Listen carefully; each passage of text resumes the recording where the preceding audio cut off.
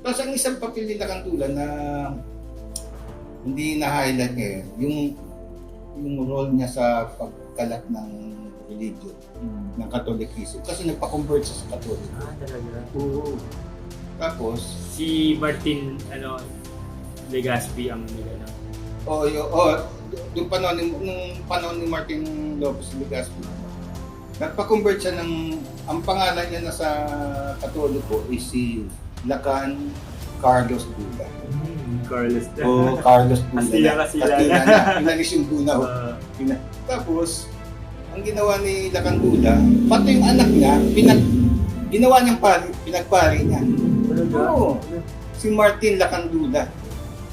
So, bilang tulong ni Lacan Dula sa Catholicism, dinonate niya yung simbahan ng Tondo. Oo, yung Santo Niño de Tondo, palasyo ng Lacan Dula yan. Malaki yan eh. Isang portion niya. Dinonate niya, pinagpari niya yung mga anak niya, yung isang anak niya, nagpa-convert siya sa Katoliko. Because of that, mabanggit ko na rin. May mga move kami ngayon, yung descendant ni Lacan Dula, na in fact, nagsulat na kami kay Cardinal Advincula. Nagsulat kami na i-consider na gawing servant of God sila kami. Servant of God. Nagsulat na kami, may ongoing campaign kami na yun. Naka-address kay Cardinal Advincula. Because of that, no? Kasi ayun naman ang tulong na eh. Na, Ano po ulit kwento din sa sa simbahan? Ang nag-donate, sila kanino? Sila Kastila. So matagal na nag-exist yung simbahan po ng Tondo? Hindi, nung una, hindi muna simbahan yan. Parang Victoria, Tasako. So yung lupa, not the structure. Oo. Ang gumawa ng simbahan, Kastila. Kastila na. So yung lupa ang yung lupa dinonate. ang dinonate. Lupa ang dinonate. Yun. Kaya kung tutusin, lahat ng nakapaligid niya sa simbahan, since dinonate sa simbahan, dapat ang may-ari niya sa simbahan. Dapat ang logical. So, yung simbahan na to, di ba may office sa likod? Oo. Yung tapat yung plaza.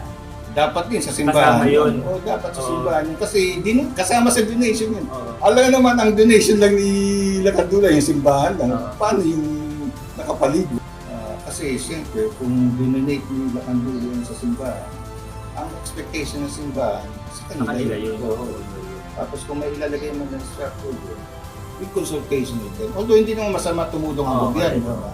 Kailangan Coordinate lang. coordinate. Yan yung sinasabi ni studies na nung panahon ng Spanish po, ang mga Kastila, nagtatayo sila ng simbahan. Automatic, meron yung plaza sa harapan. Oo. Diba? Automatic, hindi pwedeng simbahan tas walang plaza. Oo, tama. Kaya kung mapapansin niyo po, lahat po ng plaza, kaya po church, may Plaza Miranda, may plaza. Manila Cathedral, at even sa mga probinsya po kasi, may Tama, simbahan. logical yun. Merong May plaza. talaga.